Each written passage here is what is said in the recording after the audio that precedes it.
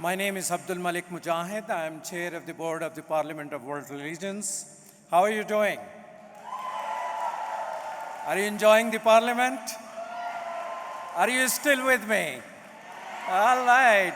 Thank you. I'm here to honor someone, but I'll honor that person through a person who have honored us.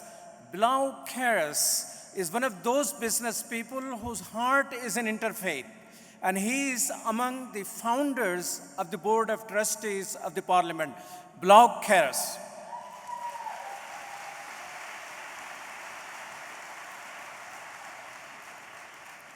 Thank you, Malik. The Carus family is greatly honored to be able to award this Paul Carus Award for interreligious understanding for my grandfather, who gave a speech at the Parliament in 1893,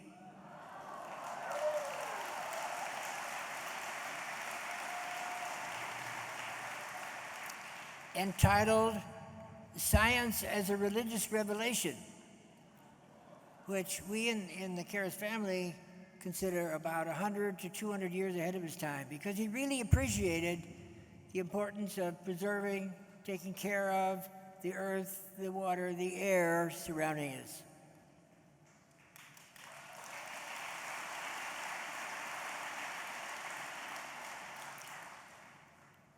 He considered the 1893 Parliament, he likened it to the second coming of Christ. He considered it so important that he did three things. First, he wanted to keep it going. He was disappointed that they couldn't go longer.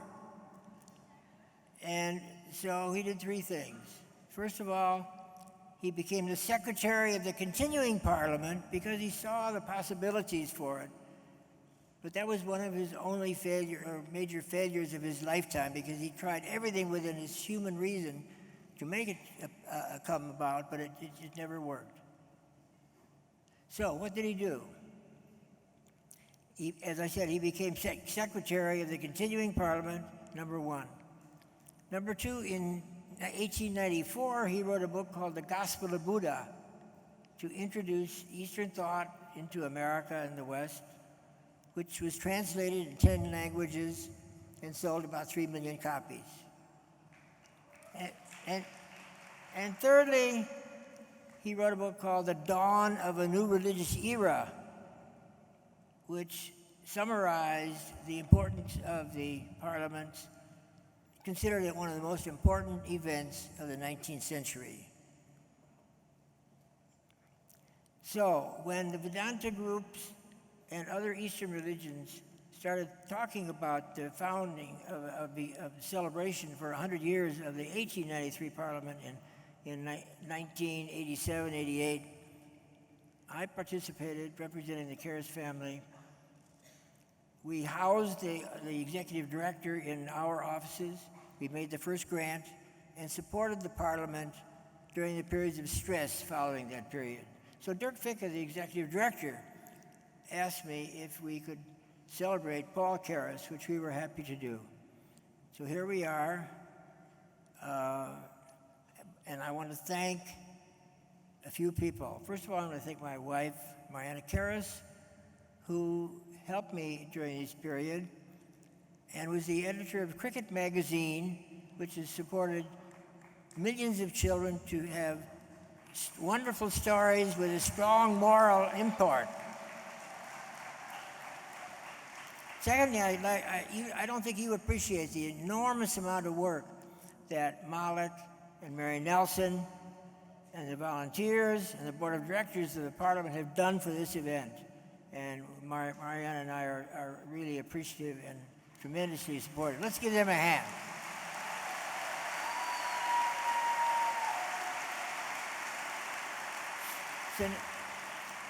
Thank you. And now I would like to ask Malik to introduce the winner of the Paul Carus Award for Interreligious Understanding. Don't worry about my backpack. It has nothing but peace in there. So it's not just my heart, but also my backpack is okay. You know, we thought interfaith movement takes many shapes. And we have been wondering, an award which has been instituted and has been part of our tradition, who it should go to. And we kept thinking, and one of the dimension with interfaith movement has taken is the charter of compassion. And that prophet of compassion became Karen Armstrong.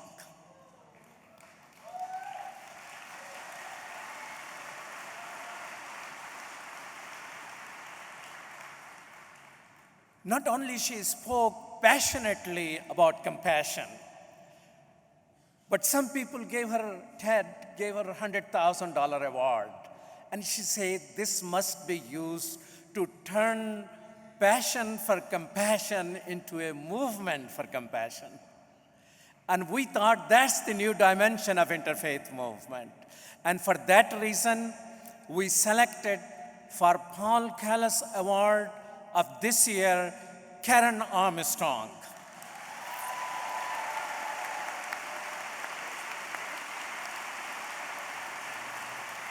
Just a second. And I must say, it must be the Catholic soul of Karen Armstrong, as well as the struggles and prayers of my peace mentor, Kathy Kelly, who brought a pope like Pope Francis. So here I present to you Karen Armstrong.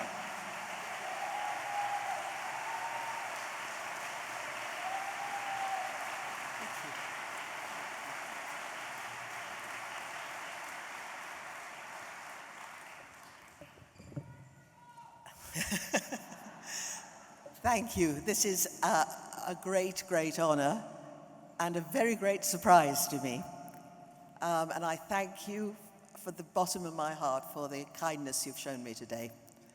And now I've got 10 minutes to give my speech to summarize my book, which is 400 pages long. Now, I'm often being told that religion has been the cause of all the major wars in history. And it's a very odd remark, because we know that the 2 world wars were not fought for religion, but for secular nationalism. Military historians tell us that we never go to war for a single reason. There are always multiple interlocking factors involved and motivations involved, economic, territorial, and political, as well as ideological. And experts in terrorism tell us that whatever its ideology, terrorism is always inherently political. It's about grabbing power, changing power, and so I'm not saying that religion is not implicated in some of the violence that we've seen. But if we only concentrate on the religion and not take these other factors into consideration, we are not seeing our dangerous situation clearly. We all know, it's known that we often define terrorism as the killing of innocent civilians. And yet, we know, it's been documented, that throughout history, by far the biggest killer of civilians has been the state. In 1915 and to 1918, in the First World War, only 5% of the people who died in that war were civilians. In 1960, in the Second World War, that figure went up to 66.5% of civilian death. And in our wars, in Afghanistan and Iraq, 90% of the people who have died have been civilians. And we never mention them in the West. We are right to honor the servicemen who come home. But we must also remember the men, women, children, and the elderly who have died simply because they were in the wrong place and in the wrong time. We should commemorate them too. Otherwise, we give the impression that we deem some lives to be more valuable than others. Now, one of our problems with religion and politics is that our notion of religion in the modern world is very peculiar. No other culture has anything like it. As an activity that is separate from all other activities, that has nothing to do with public life, that is centered on a supernatural God and a set of clearly defined beliefs and practices. Words in other languages that we translate as religion invariably have a much wider frame of reference. Deen in Arabic means a whole way of life. The rabbis who composed the Talmud would not have known about religion as something separate because their aim was to bring the whole of life into the ambit of the sacred. Religion in the pre-modern world permeated all activities. So thoroughly did the religion and politics co-inhere that trying to take religion out of politics would have been like trying to take the gin out of the cocktail. The two are inextricably combined. And when we look at great wars of religion like the Crusades, we have to remember the political element was as strong as the religious. The two were inseparable. Now, since we separated religion and politics, we've made a new religion, the religion of the nation. And if you think of the sacred as something for which you're prepared to die, it's now no longer appropriate or acceptable to die for your religion, but it's considered admirable to die for your country. Nationalism fills us with many of the emotions we associate with religion. It fills us with a sense of belonging to something greater than ourselves. But very early in the history of nationalism, Lord Acton, a British historian, pointed out that the emphasis in the nation state on ethnicity, culture, and language would mean that people who did not fit the national profile would become extremely vulnerable. With chilling prescience, he said that some would even become enslaved or exterminated. Not long after that, we had the massacre of the Armenians by the Young Turks in the attempt to create a Turkic state.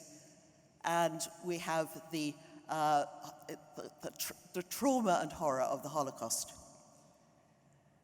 But throughout history, there have always been people who kept alive the ideal of compassion, who spoke out against the iniquities of the state. The prophets of Israel had no time for people who said their prayers nicely, but who ignored the plight of the poor and the oppressed. And the plight of the poor and the suffering are matters of sacred import. There is much that religion has to teach us. With our focus on the national, we are not realizing sufficiently that we are living in a global world where we're so interdependent, where our economies, our politics are so interdependent that we cannot live without one another. It's now time to show the world what religion can be. Love your enemies, said Jesus. He was not talking about emotion or sentiment. In the Hebrew word, love was a legal term used in international treaties when two kings would promise to love each other, that they would give to each other practical help and support and run to their aid, even going against their short-term interests. This is the kind of love we have to live with our enemies, to give to our enemies today. I am not in the business of compassion because I'm filled with peace and love and joy. I'm not. I am filled with dread because I'm convinced that unless now we implement the Golden Rule globally, so that we treat all peoples, whoever they are, as we would wish to be treated ourselves, the world is simply not going to be a viable place. We need now compassion, if it has an emotion, it's about discomfort. The Prophet Muhammad, peace be upon him, said, "Not one of you can be a believer if he can sleep when he knows that somebody is hungry." This is the kind of compassion we have to feel for the world. I'm often asked, what is a compassionate city, what will it be like? And the answer is, it is an uncomfortable city. We should nurture in ourselves a sense of profound discomfort that there are people in the world hungry, terrorized, humiliated, and we watch them coming, literally dying in the effort to get into Europe. And when they come, they get off the boats and they say, "Now I am free." And they're met by guns, by abuse, and by ostracism. I sometimes think we live in the pleasure park that the Buddha's father incarcerated him in the West. We live lives of utter privilege, but suffering always breaks in. And we must allow, when we are inundated by images of suffering in a way that no previous generation has been, they're beamed into our homes on the television every night on the evening news. We should treat this as a spiritual opportunity.